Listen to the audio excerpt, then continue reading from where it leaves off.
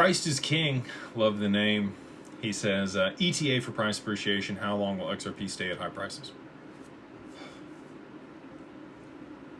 Everybody wants to know.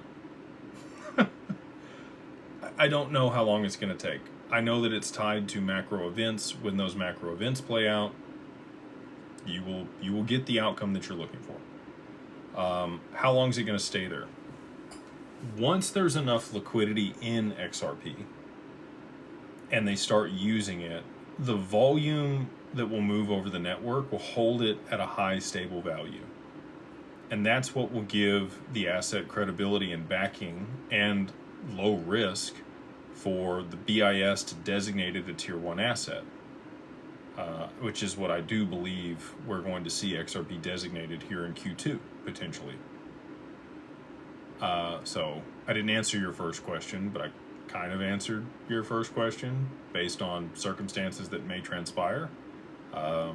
So all that being said, I do think it needs to be a high stable price before the BIS will give it a tier 1 designation. Could they come out and designate it a different class first? Sure.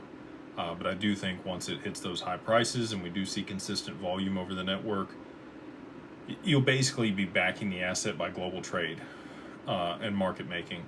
So the back-end settlement of the stock market, FX market, commodities, SWIFT, like if all of those parties are choosing XRP and the XRPL to settle, which I believe they will be, that's, unless all of those things collapse at one time and pretty much we have nuclear Armageddon or some other circumstance where the world stops trading, and they can't once they're on the network, by the way. Like there's underground bunkers that hold the nodes, and it wouldn't matter what was going on, the trading would always be trading.